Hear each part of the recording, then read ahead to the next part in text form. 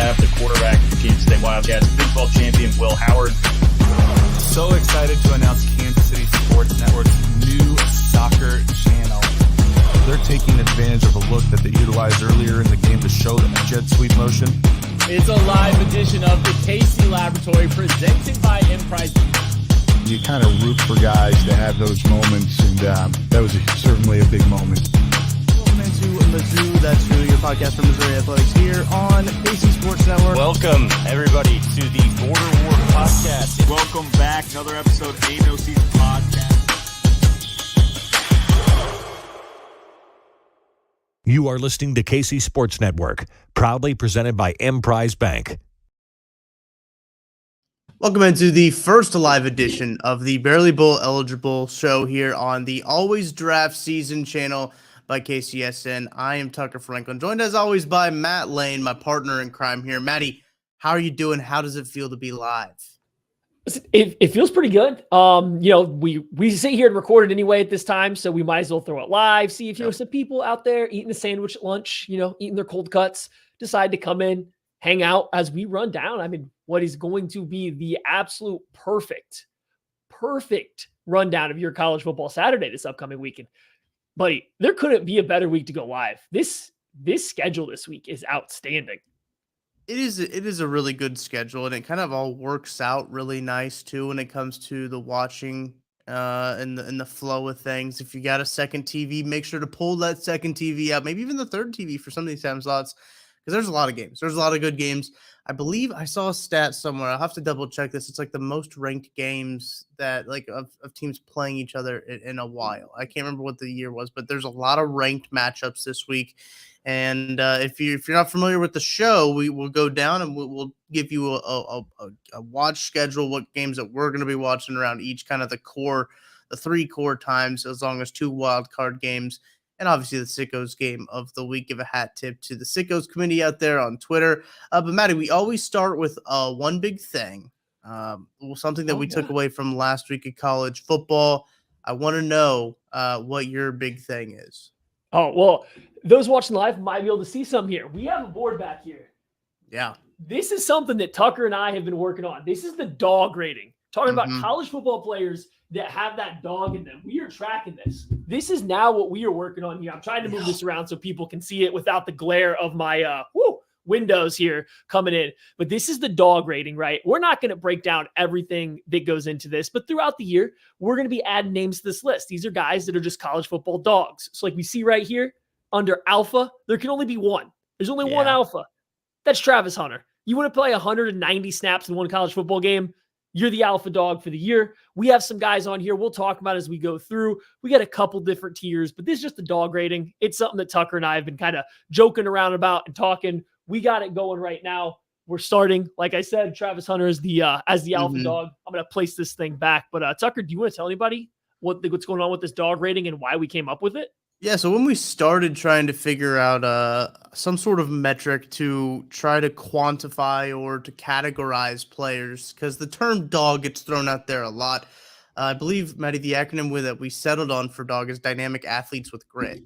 That's it. So it's kind of an eye test mixed with what things you can see on the field, what things statistically show up in the box score. It's a combination of all of it. We tier list all of these guys, but as Matty mentioned, only one guy can really be the alpha. There's not more than one alpha dog in the community. You only got one real alpha, and that's Travis Hunter, the guy that actually has dog on his jersey, because Deion Sanders put dog on his jersey, which is actually kind of a sick thing that he did with the captains and everything, our buffs out there in Colorado. But yeah, it's been something that I think I had brought this to the table last draft cycle. At the end of last draft cycle, we should do like a dog rating, something like that. But it was obviously too late to do anything like that. But now, as we get into this cycle here, we are we're entrenched in it. We're going through these guys. We're seeing what we like from them. A lot of offensive guys right now on the list. But we're going to dive a little bit more into. We just started on the offensive side of the ball. We're just going to dive more into the defense as the weeks go on. Because as you know, Matty, defense takes a couple weeks to kind of show up, to get going, and defenses do all around the country. So we are still continuing. It's a living, breathing document. It can always be adjusted, just like the Constitution of the United States. So, yeah, that's kind of the thought process behind it.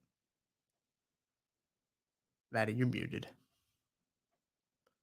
Yeah, this is the thing about being live. I mute myself sometimes when I'm moving around and I forget to do it. So now it's live. You get to hear Tucker tell me that I'm muted and he doesn't have to chop it out like he does in before this. The dog rating will get updated throughout time. We're not going to talk about it every week. We're not going to go too far into it. But as Tuck said, mostly offensive players. I'll throw, we have a couple guys we're going to talk about their teams playing. So we'll make sure we'll reference back to it. But every couple weeks, we'll get a dog rating update. We'll bring back out the board where it is. If anybody, wants to freeze and try to zoom in, they can read my awful handwriting with the glare off the whiteboard anytime they want to, because it's always going to be there when we do the show. So let's get cooking, though. Let's get the schedule going. Like this is about 6 minutes here without talking about a single game, and we're up to selling this slate. Let's get to the slate. I know.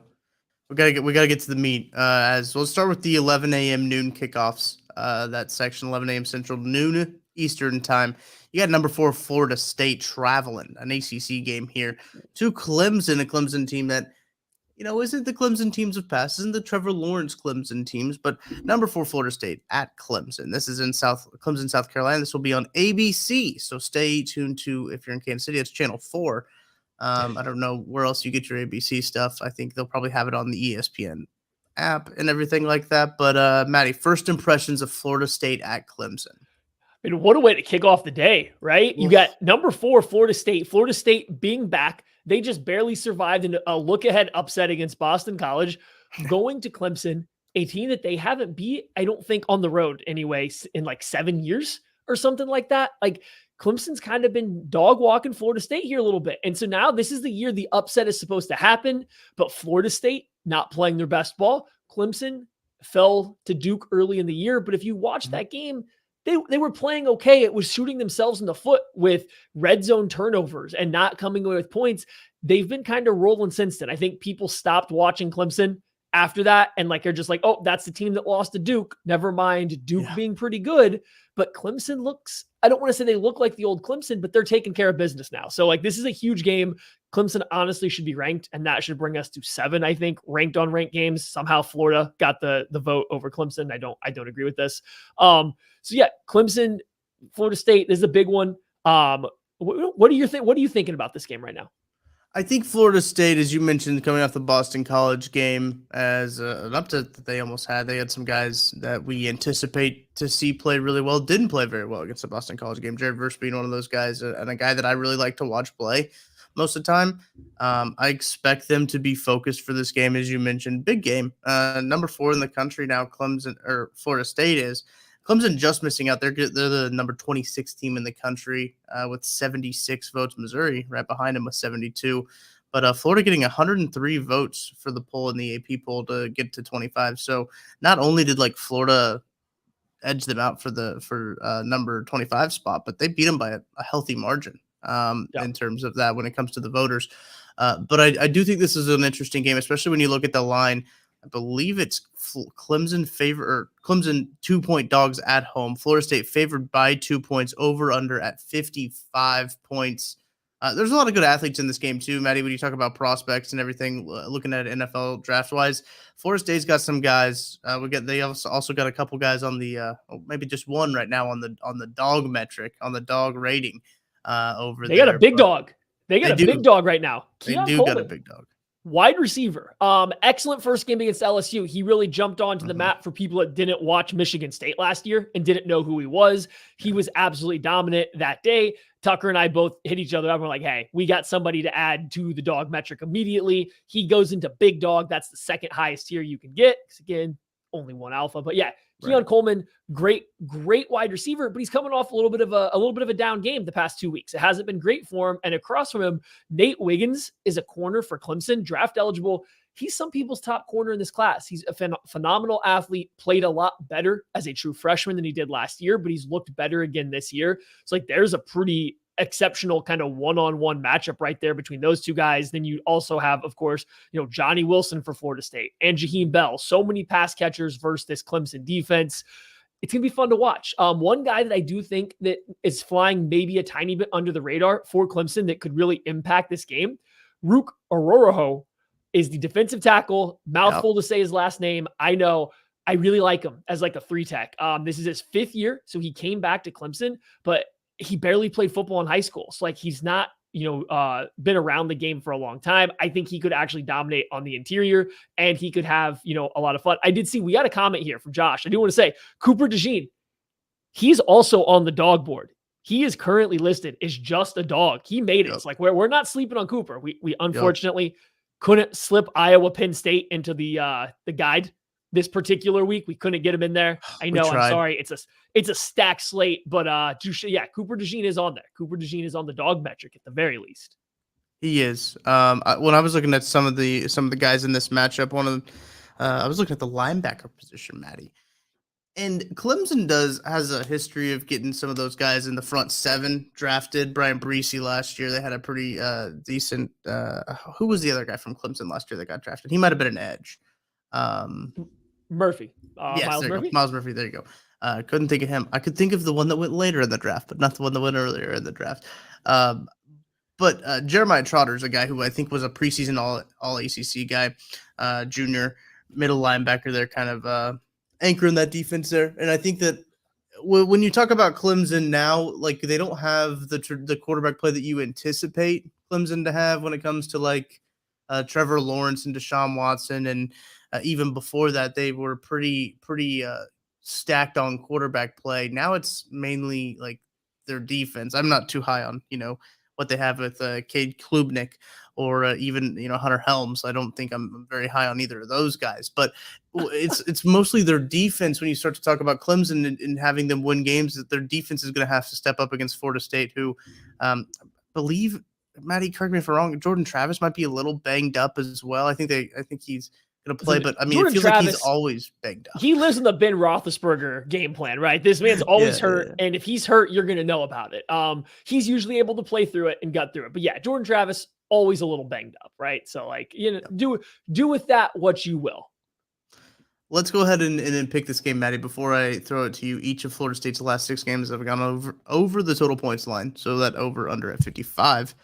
A whole number too. Interesting for that. 55 as a whole number for them. You have an opportunity of a push, but Clemson has also failed to cover the spread in 12 of its last 14 games in September. A home dog, Maddie. Florida State favored by 2 points on the road. Who are you taking?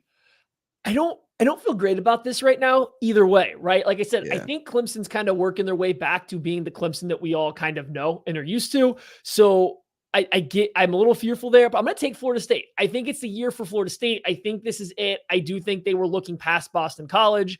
We saw them versus LSU in a game they were going to get up for. Keeping that offense down for 60 minutes is difficult. The defense tries hard. They have playmakers on the front end, back end, all over the field, even if they're not consistently stout across the board. Give me Florida State laying the 2 points, I think, in this one, but I don't feel great about it at this point. Yeah, I think it's going to be a pretty close game, but I think that Florida State can at least win by a field goal. That's the thought process there. At least I'm in the same boat as you, and I wouldn't be surprised if they do win this game by a touchdown, maybe 10 points, a 2-possession score there. But I do think Florida State's pretty legit. Again, you mentioned coming off of a letdown game. I think that kind of refocused them a little bit here going into Clemson, a place that they haven't won. Let me check the history. Looks like the last time in Clemson has got the last 2 wins there, last 3 wins there, going back to 2017. So Clemson has beat them the last 5 years is what I'm looking at now. So they haven't gotten the best of Clemson. This is going to be a game that I would assume that they're going to be up for. They're going to be really focusing on. So I'm also going to take Florida State minus the 2 points, just because I think that they can win by a field goal. And Maddie, let's move on to our afternoon slate, 2:30, 3:30 Central Eastern. Number 19 Colorado takes on their first true.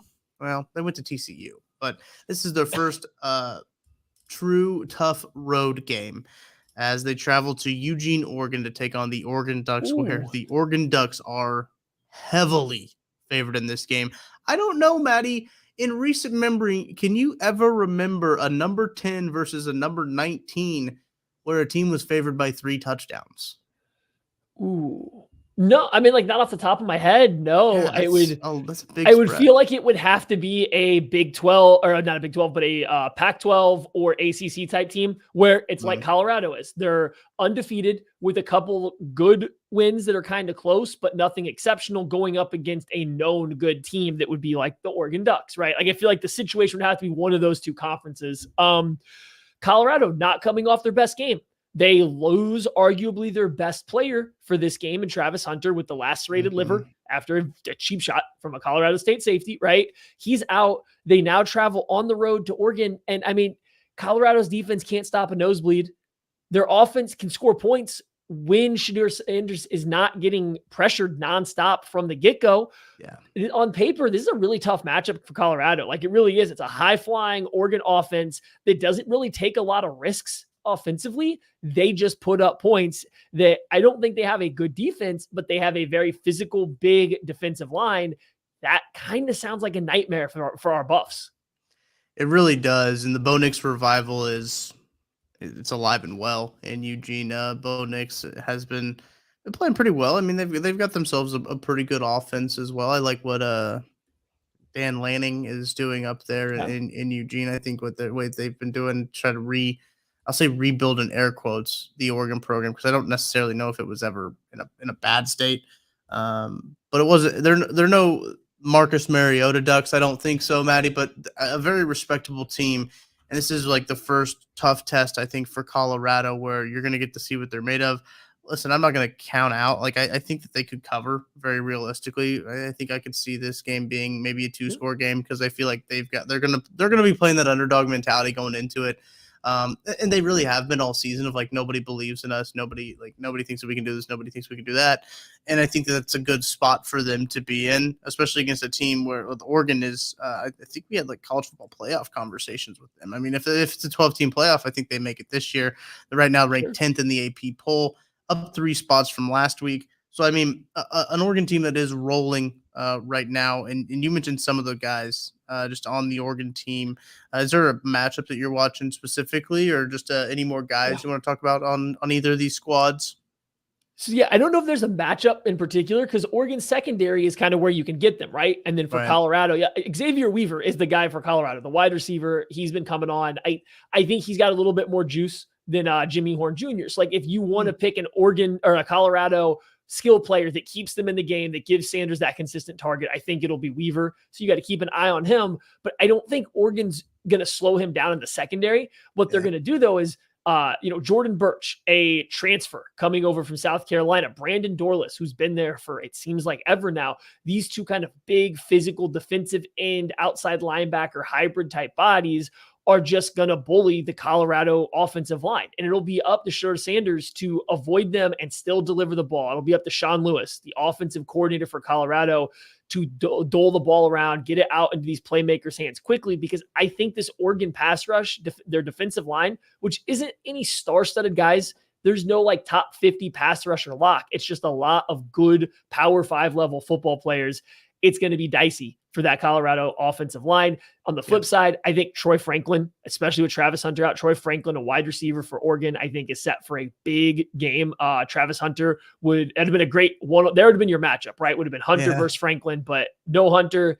Colorado's got some other guys at corner, but I don't think they have anybody ready to match up with him. So when Bo Nix has time, which he should, Franklin could have a huge game in this one. Looking at the line, as I mentioned, Oregon favored by 21 points at home. Oregon has covered the spread in 9 of its last 10 games at Autzen Stadium. 21 points is a lot of points. And if you guys know me, I get a little weary with these big lines, especially with teams against like Colorado. I think, Maddie, last week we both took Colorado in the Colorado State spread, which that game didn't really end up like we kind of anticipated being. Obviously, Travis Hunter getting hurt did impact that a lot. There was a lot of factors that went into that line not being, the game being closer than it probably was anticipated. But thoughts on that before your pick here of a 21-point spread. I know Travis Hunter. If I guess here, let me rephrase this question, Maddie. If Travis Hunter is in this game, is this point spread maybe 13.5, 14-ish? I think you're still looking at like 17. 17 and a half would be my guess. And I think Hunter does have a big impact, but I think the issue that you're facing with this, even if you drop Travis Hunter back out there, you still don't have another corner. You still don't get a pass rush. You still don't get an offensive line. Like the things that are actually going to hold Colorado back don't get fixed by adding Travis Hunter. They just get another avenue to dance around it. Right. It's like, that goes into it, but it is a big number. And like part of my brain says it's going to be Oregon. I think Dan Lanning has not shied away from talking a little bit of trash to Colorado, but this week he's been respectful this week, but he didn't back off of his statements from early in the offseason where he was kind of like, hey, we do things the right way, unlike Colorado, or Colorado leaving doesn't matter to the to the Pac-12. Like he said that, and he didn't back away from it. I do think he's going to get his guys juiced up to go to play Colorado, to host them. It's like, I kind of get why the line is there. I get why Oregon could come out and absolutely boat race Colorado. I really do. However, I'm taking the Buffs to cover. And the reason I feel confident with it is this. I think Deion and that coaching staff want his son, Shedeur Sanders, in the Heisman voting race. Yeah. To do that, you need numbers. So it doesn't matter if this game is 50-0 come the middle of the third quarter. He's going to keep playing and calling plays to score. I think just because they are at the absolute worst going to want stats for Shedeur, I think they keep throwing. They keep dialing up their best stuff throughout the entire game to give him stats come hell or high water. I think that keeps them within this kind of range to cover of 21 points. It's a big number, and I'm always leery of big numbers, especially in a ranked matchup like this. Guys playing for pride. I think Deion will have his guys hyped up, but as you mentioned, Dan Lanning did say something like, I think I saw the clip going around this week. He said, like, what have they won? Like asking like reporters what Colorado's won and like why it matters for them to go. So like we know Deion's going to take whatever chips possible, and that's what good athletes do. They collect these receipts. They're really good at motivating and finding motivation wherever they can. I'm also going to side with you, Maddie. I think that they cover the 21-point spread. Another big spread in another Colorado game. Like Colorado has only had big spreads, it seems like, this year. In the game against TCU, they were big dogs. They were big favorites. I guess the Nebraska game was a little bit closer. But Colorado did fall a spot in the AP poll down to number 19 following their game against Colorado State. But let's get into the evening game, Maddie. Let's get into this night game. 6:30, 7:30 Central Eastern Time. Number 6 Ohio State travels to Notre Dame to take on the Fighting Irish, the Golden Domers. That game will be on NBC. I mean, that's where all Notre Dame games are. But this is an interesting matchup because Ohio State, I don't think, is what we think Ohio State has traditionally been. Maddie, you and I had the conversation yesterday briefly about Ohio State, and Notre Dame, I think, might be better than what we thought Notre Dame was going to be this year. Well, Notre Dame definitely looks better than what we thought they'd be. And I think that how is Notre Dame ranked 9th, right? Like you just think about this year of college football, it seems like Notre Dame should be higher than 9th. And maybe part of that is playing on week 0 and absolutely blasting what was a Navy there when they played them in Ireland. But like they've got 4 wins. They've beat everybody decisively. They beat North Carolina State, a team that is a quality Power 5 win, and they kind of beat the brakes off of them, right? So like Notre Dame seems like 9's kind of low. Like they're 1 spot ahead of Oregon, and they definitely have a better resume than Oregon, right, at this point in time. So like I don't know. It seems like they're kind of low, and I think that goes in because people's expectations for Notre Dame were a little lower. I think this is the lowest expectations Ohio State's had in a while. It was because nobody knew what to expect out of their quarterback. Kyle McCord finally seemed to really get it going against Western Kentucky. Terrible defense. Like, I don't know how much you read into that, but he looks like he's finally finding his stride a little bit. So I like that this game is happening now. I heard this, thrown around there earlier. Last year they played, I believe it was like week 1 or something like that, maybe week 2, but both teams were clearly still trying to find out who they were. This year, we're getting at week 4. Both these teams kind of like should know what they do now. And like, that's what makes it a banger of a matchup. Yeah, I'm looking at the schedules here for both of these teams. Ohio State started off with Indiana, a game that was incredibly weird and low scoring. And I believe that Iowa scored more points than Notre Dame did that week 1. I think that was the joke going around. They got back on track against Youngstown State and Western Kentucky, as you mentioned, but now they go on the road to Notre Dame, which Notre Dame's schedule, I mean, you look at Navy and Tennessee State, their first 2 games, like those are cupcake games, I think that you would say. Like those are the games you should win. Navy probably not necessarily cupcake. Tennessee State is. They had a bye week out in week 2, but then faced North Carolina State. And I think that was a good test for them because, Maddie, when we talked about that game, what was that, last week? We thought that game could be weirdly close just because of the style and brand that NC State plays. I guess that would have been week 2. And then they played Central Michigan last week, handled business there. But Ohio State is in a weird situation as a program. The first time in some time that it feels like there was some quarterback uncertainty at Ohio State because it always felt like that they had a guy. But as you mentioned, McCord has been playing better in recent weeks. Last week specifically, but I do think that this is a matchup to really get to see where both of these programs are going to be. I personally like the roster of Notre Dame a little bit better. When I look at both of these rosters side by side, I feel a little bit more comfortable in Notre Dame than I would Ohio State. I don't know what you think about that. I mean, I get it, right? So Ohio State this year is a very defensive facing team. Like they're winning, winning. Like they're winning because they're a better team than their opponents, right? But they look better on the defensive side of the ball this season, and it starts with their kind of pass rush up front, and then their secondary is playing a lot better. They're blowing a lot less coverages, but again, they haven't played anybody yet. This is the first time they're being challenged. Notre Dame, as much as I don't think NC State is quite as good as a lot of people seem to think they are, that still made Notre Dame get up. It was still a challenge for Notre Dame. This is not going to be the first time they're walking into a game where the talent disparity isn't through the roof, right? So I think Notre Dame has that going for it. I think Notre Dame's roster across the board, I don't want to say it's on Ohio State's level, but it's closer than it normally is. And then you add in the play style and you add in, I mean, it can't beat around the bush. Sam Hartman's the better quarterback in this game. Yeah. It's been a long time since Ohio State's gone to a game with clearly this not best quarterback in the game, especially against Notre Dame. So that intrigues me. That intrigues me going into this with Ohio State knowing that they have to put up points to beat Notre Dame after Notre Dame held them down last year. Now, all of a sudden, Notre Dame's offense looks like it can actually fight back a little bit with Sam Hartman, with Estime, their running back, who's I think leading the nation in rushing yards right now. It's still averaging over 8 yards per carry. They finally are starting to hit some passes down the field. Notre Dame is a scary team. It's a scary proposition for Ohio State, especially when you look. Ohio State's built through that defensive line right now on the defensive side of the ball. Notre Dame might have the best offensive line in all of college football, right? Mm-hmm. They got 2 offensive tackles that are going to get drafted in the NFL, and Joe Alt and Blake Fisher. The interior is very stout. If they hold Ohio State's pass rush in check, do we really have faith in a secondary that was blowing coverage after coverage after coverage against Michigan last year to stop Sam Hartman for all 4 quarters, to bring down Estime over and over again? I don't know if I'm there yet. It's a tough matchup for Ohio State. And that's why I'm a little confused about the line, is Ohio State going on the road favored by 3 points.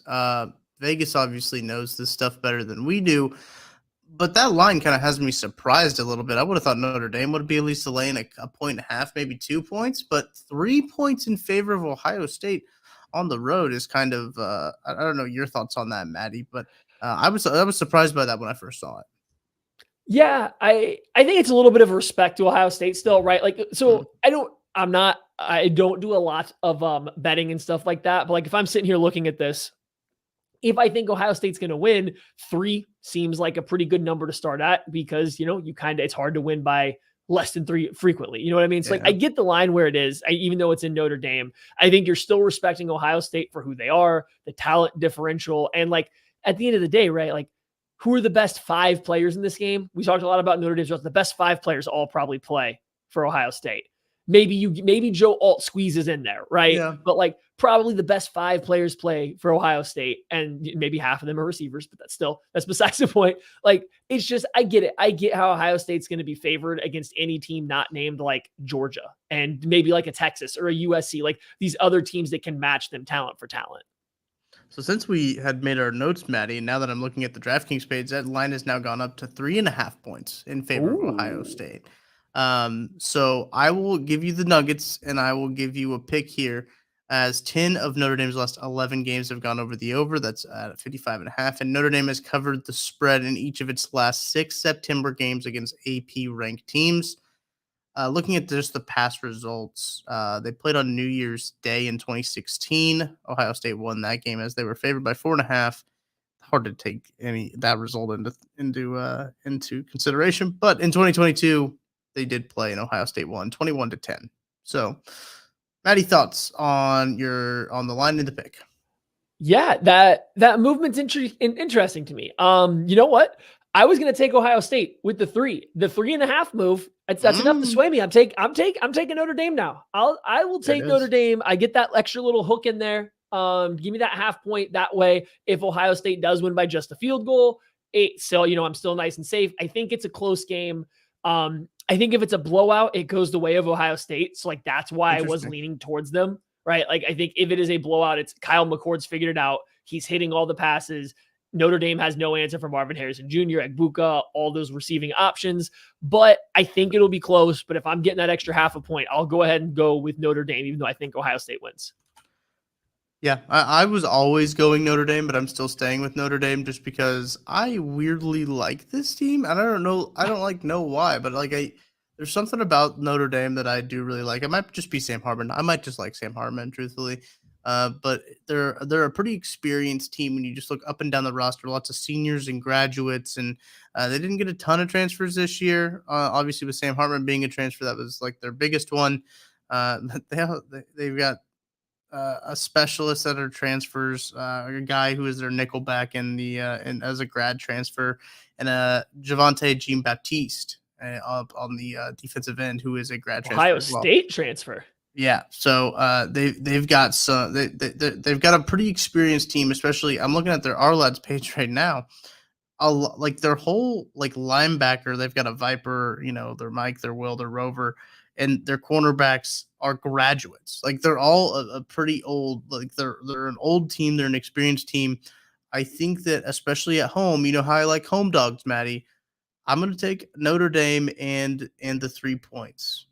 So that's what I'm going to go with there.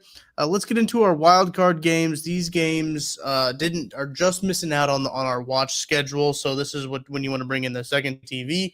This is when you want to throw it up, put it on the little TV, big TV, the games we talked about earlier. But this is at the 2:30, 3:30 p.m. Eastern Central Time slot.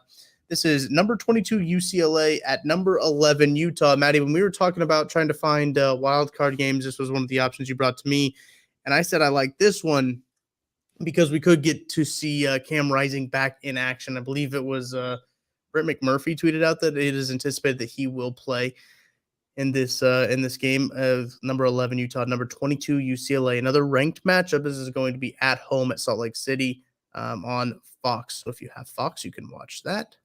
Utah favored by 5.5 points. Maddie, thoughts on the matchup? So this bumped Ole Miss versus Alabama out of the wild. Now, it's at the same time slot too, so it's kind of fitting. You only kept one wild card in there. If you have, a third TV, if you have that substitute teacher is here, we got to roll in the cart with the TV on it, maneuver. This is the time because you got to get Lane Kiffin versus Bama up there too, especially for the first quarter when Lane's in his back. But I like this game. I actually want to talk about this game a little bit because we've talked about Utah a little bit and they haven't had Cam Rising. I don't know if this Utah team's as good as the Utah teams of the past. I don't know if they have that same physicality. And Cam Rising hasn't been there and Brent Kuthi hasn't been there. That's two of their best players have been missing, right? But they haven't been there. I don't know if it's the same Utah team. This isn't Utah the past couple years. So I think this is a chance for Chip Kelly's UCLA Bruins to roll into Salt Lake City, to roll into Rice-Eccles Stadium and upset the home winning streak. It's long. I don't know exactly what it is, but it's been a minute since somebody came in there and beat Utah at home. This Chip Kelly UCLA Bruins team might be the one led by true freshman quarterback Dante Moore. He is a stud. They are flying right now on the offensive side of the ball. The defensive side of the ball is clicking, led by Latu. He's also on the dog watch. If he continues to tear from last year, he might find his way up on the board. I don't know. I like this matchup for UCLA. I think they kind of have the hype at the right time. Even with without Rising, I think this was easily a UCLA win, right? That's more on their third string quarterback. Rising coming back gives a little bit of pause, but how healthy is he going to be, right? What's he going to look like? I don't know. This is a tough game. I'm surprised Utah's favored by so much. Coming back from a UCL tear that he suffered or not UCL, that's your elbow, an ACL tear that he suffered in the Rose Bowl.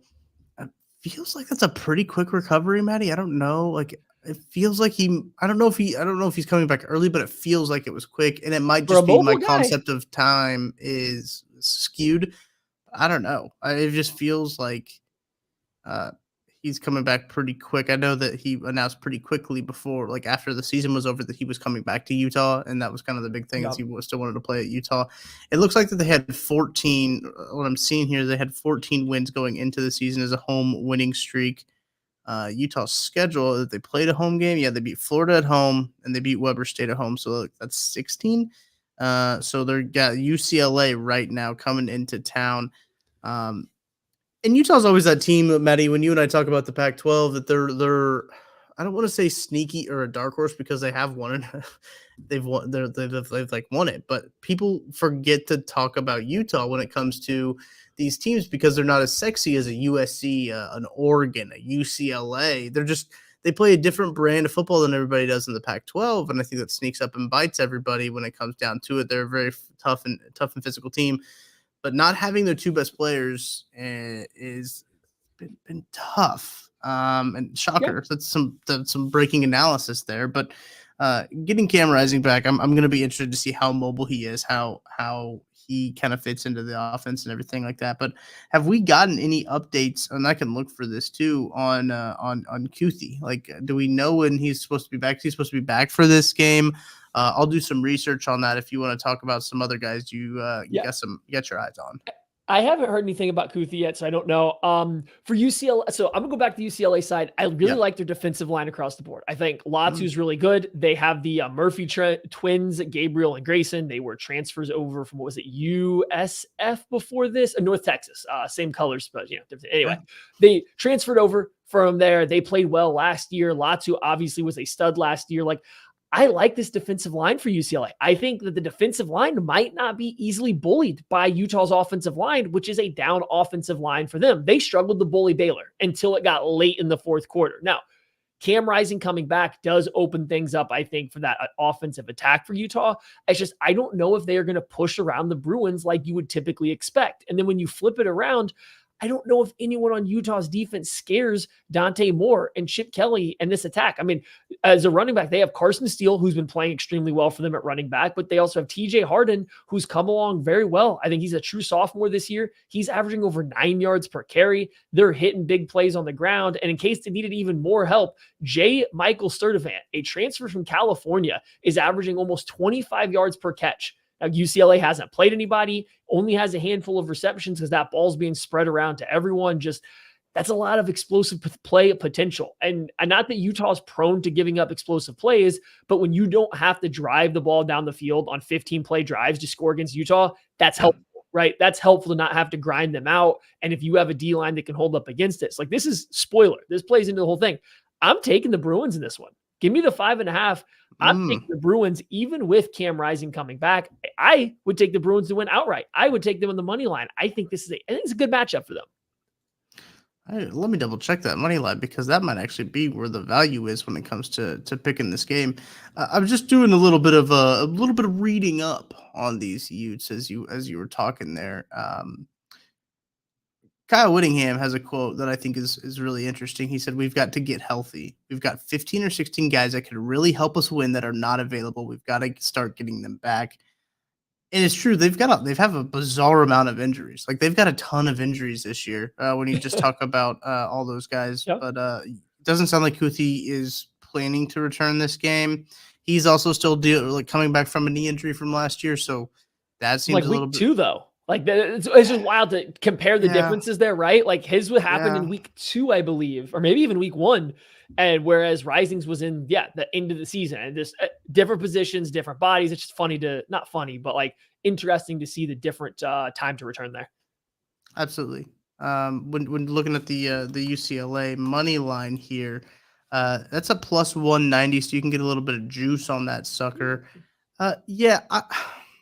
It's a tough game. 5.5 is a lot of points for a Pac-12 game like that, especially I know at home Utah, you're going to give Utah the benefit of the doubt. So if you say on a neutral site game you take away like 3.5 points, right, 3 points, So they were saying Utah's better by about 2.5 points in this game. I don't necessarily know, Matty. I'm kind of with you. If That's I a rising. believe So that's a rising bump. I believe this line was Yes, down to like yes. 3.5, which is roughly, I think, what Utah's home field advantage is usually considered. Yeah. And then in the past day or two, it's gone back up. And I think some places have it at 6 because it's expected Rising will play.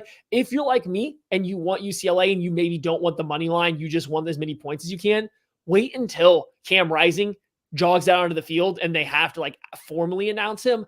I bet it pops up even higher. I mean, that's if you want UCLA and you want as many points as you can, wait till the game's about to start. I just wanted to throw that in there. No, that's a good point. I was looking at the betting trends on from our friends at DraftKings Sportsbook. They've got like the trends on like how it started. It opened at 6, worked its way all the way down to 4 DraftKings, and then got up to 6, and it's now kind of settled at 5.5 there. With that line, but I do think I'm also going to take UCLA. I know it's not as exciting as a pick as probably people wanted, but I like Utah. I usually do traditionally like Utah, but like in this situation, I think it's going to be tough. I really do. I didn't think see it's that gonna be coming tough for them. I thought you were going to ride with your boy Rising. I know. I like Cam Rising. I like just the attitude, the whole aura of that program, but the amount of injuries they're dealing with, everything like there is just like how much is too much, and I think this might be it. Look, I could have some egg on my face with this one, and I'd be okay. I'd be okay to be wrong here. But we're going to stay, Maddie, in the Pac-12 for our second wild card game. This is amazing. Man, we are loving the Pac-12 in the final year, by the way. Who is it this year? We are giving the Pac-12 all kinds of love on the show as number 14, Oregon State, travels to Pullman, Washington, as the Pac-2 face off against each other as Washington State. Will defend the home turf against Oregon State. That game is at 7 p.m. Regardless of what time zone you're in, Central, Eastern, on Fox. So you can really just leave your TV on the Fox channel. You'll go from UCLA, Utah, into Oregon State, Washington State. It's perfect. Maddie, first thoughts on this game? First thoughts are these two schools should combine like their budgets and get a trophy made. And the winner should literally go out there like they just won the conference after it and hoist the trophy, regardless of who it is. Yeah. There's apparently a lot of fighting right now between these two schools and all of the teams that exited the Pac-12 about voting and what to do with it. So there's a lot going on here. This is an amazing game that probably nobody has watched a single minute. Not nobody, but like not many people have watched a single minute of either team. It's a ranked matchup between two teams, and very few people have probably watched much of it. This is a game. This is a rare game between two ranked opponents that probably comes close to counting for a sicko game of the week because nobody watches an Oregon State or a Washington State, right? But these two are good football teams. Oregon State's been good for a couple of years. Washington State pulled in the transfer of Cam Ward and has not looked back since he's come there. He's been one of the most electric quarterbacks in all of college football this year. I mean, he's got almost 1,000 passing yards already and 9 touchdowns. You throw in a couple rushing yards on top of that. I think he's probably got a few more, 2 more rushing touchdowns. Like this guy is out here being an entire offense by himself with a team, a Washington State team that lost, I think, like their top 4 leading receivers to the draft or the transfer portal this last year. And it doesn't matter. They're still out here putting up points, beating Wisconsin. And on the flip side, you get DJU, the resurgence, going over there to the Beavers, coming out of this hard play action passing attack, looking a little bit cleaner, a lot less like the mistake-prone Clemson quarterback he was. I love this game. I think this game's going to be a blast to watch here, kind of on the second screen next to the Ohio State-Notre Dame battle. This is the game that you have on the second TV where you're always like, wait, what's going on over there? Where you're just like, wait a second. What's happening? Because I think it could be a real good one, because you talked about the win over Wisconsin for Washington State. A good win for them. I don't know if Wisconsin's up to where we expect them to be or anticipated them to be. That's not a knock on Washington State, but still, that's a brand. You're beating a brand there, and if you're Washington State, that does matter. That matters as they're trying to figure out and navigate where they're going to go next in terms of conference play. But yeah, you hit the nail on the head when you're talking about this game, because most people aren't going to pay attention to this game of Oregon State and Washington State, and it being ranked as makes this game even more of an intrigue to us specifically. But I do think the resurgence of DJU has been refreshing. Maybe is the word I want to see, because we always knew that he had talent, but just to see him kind of struggle a little bit at Clemson was kind of weird. Like, wait, what's going on there? but to see him still kind of show out with Oregon State is cool. Selfishly, I wish he would have choose a team that wasn't orange that he transferred to, because when I like to see these guys transfer, I like to go to like opposite colors, like a red team go to a blue team type of deal. But that's just how my weird brain works. But I think that this is a big game for both these programs. I was just looking at the line. Yeah, so 3 points for Oregon State, another home dog that we got in this game, Maddie. Before we get into like line or picks or anything, is there any prospects specifically we should be watching for in this game? Yeah, so I mentioned Cameron Ward, quarterback for Washington State. I love him. I think he's excellent. I am surprised he has gotten zero. I am surprised that I understand why, but everybody went immediately to Shedeur Sanders and like is like anointing him QB3. And I'm not saying Cam Ward's as good or should be QB3, but like, why is there no Cam Ward hype? Why is that? It's like maybe this game. The problem is everyone's going to be watching Notre Dame, Ohio State. So even if he lights up this game, no one will see it probably. But like still, he's been really good. It's like I love Cam Ward. Obviously, there's DJU. It's a game that doesn't have a lot of draft prospects. There are a lot of good college football players. You're going to have a lot of names if you go through here and watch like Ron Stone for Washington State. You're going to see him pop up in the NFL in 4 years and be like, oh, I remember watching him in college football somewhere. And you're going to play that game with your friends where you guys guess where he went to college. There's a bunch of guys like that in this game. Both teams lost a lot of guys to the transfer portal and the draft last year. So it's a lot of new guys finding roles. I have one guy in particular for Washington State, Jaden Hicks. He's a safety. He is also on dog watch. I love him. He's number 25. He didn't play as a freshman. He started playing last year as a sophomore. He's really good, like really, really good in coverage, will come down and hit. I think 25 for Washington State's defense. If they are to pull up, I mean, I guess it would be an upset here. I think he has kind of a big game. Maybe he finds himself on the end of an errant DJU pass. He's just a guy that I would definitely keep my eyes on for this one. A home dog, as I mentioned, Washington State. I believe they were home dogs against Wisconsin. You could only assume that they were home dogs against Wisconsin. Let's see here. The team ranked 14th in the AP poll has covered the spread in each of its last 6 games. That's a wild stat. I didn't read that one before I started reading it. I didn't pre-read that one. Just anchorman it, got halfway through and didn't know where we were going. I was like, said the team ranked 14th in the AP. What am I talking about here? That is an insane stat. I don't know. Whoever was in charge at DraftKings of finding that stat deserves a day off, because I wonder how long they're like, man, we got to find a stat for this Oregon State-Washington State game. Even that person wanted nothing to do with this game. Like, they wanted nothing to do with either team. They just went to the rankings. They said, what is in the last 6 games, what is the number 14th team done? Well, they've covered. Okay, well, I'll just run with that one. But I think this game will be hit the under, as well as 5 of Washington State's last 6 September games against AP ranked teams have gone under the total points line. Average points a game at Field and Pullman, 69 points. Over under, it's 59 though. So really interesting. Maddie, I think I'm going to start with picks, and I'm going to take the home dog. I'm going to take Washington State. I like the way they've been playing. I watched the end of the game they had against Wisconsin. Like the fight, like the energy. They know it's a big game. They know that they can win the Pac-2 championship with this game right here. So I like them inviting Oregon State into their house and putting the smackdown onto them, not suspecting it. My heart so wants Washington State to win. I want to see Cam Ward go out there and just fling the ball around and have this statement game. Yeah. Look at his stat line. They win this game. You have to put him right there in your Heisman Trophy, like finalist votings right now, right? Like he's been that good. If they win this game, he's there. I want that so bad. But I think Oregon State, I think they get the chainsaws out, and I think they just grind this game out. Like I said, Washington State lost, I believe, like 5 of their 6 leading tacklers to the draft for the transfer portal on the defensive side of the ball. They lost so much. They've never been the most physical team. They're still trying to turn over. I mean, not trying to, but like, they had Mike Leach there for a while. That was an anti-physical team. They have gotten better, but they're still not on the level of Oregon State in terms of just running into a brick wall. I think Oregon State grinds this one out. I think it's close and a good game. I think Cam Ward still plays really good, but I will take Oregon State to cover as they just kind of start to pull away towards the end. All right, let's get into our Sickos matchup of the week, Sickos game of the week. Now, this isn't the actual Sicko game of the week. Got to give a hat tip to the Sickos committee on Twitter. Maddie, I believe that is Iowa State, Oklahoma State is what that game is. I'm looking at it real quick. Yes. Which shout out to the people of the Sickos committee for picking that game. They're right. That is a real Sickos game. Like, they're not wrong. We didn't want to talk about that game, truthfully, because there's not a lot of good football that's going to be played there.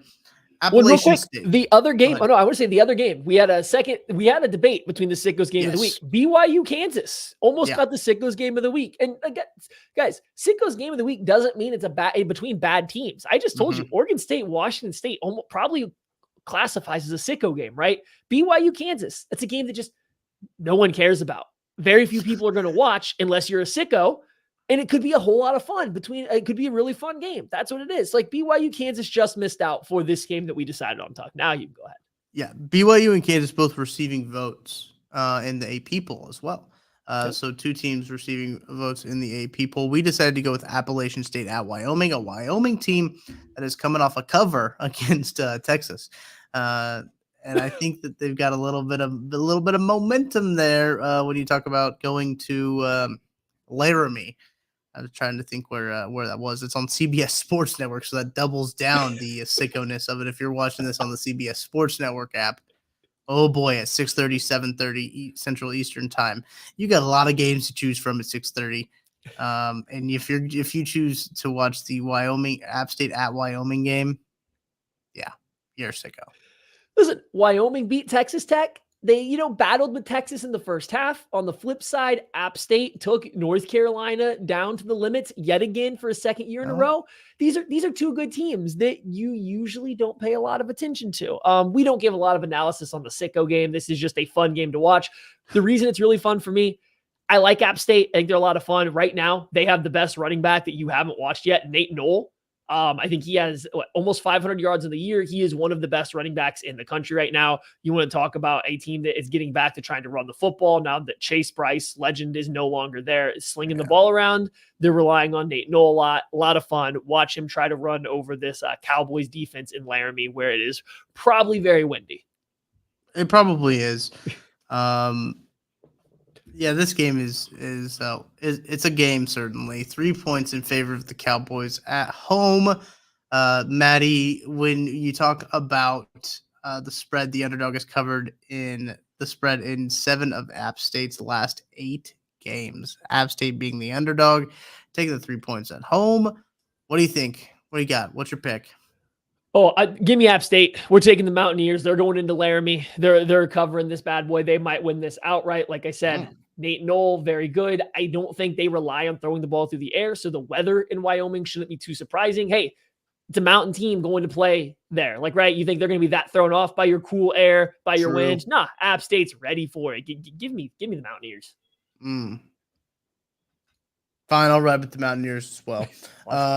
I was up in the air until your pitch there. I was like, I'll see whatever I feel like when we get there. But no, I'll take the Mountaineers as well. We're taking the Mountaineers plus the points. App State, an interesting football team, but that's going to do it for this week's edition of Barely Bowl Eligible. Thank you all for joining us live.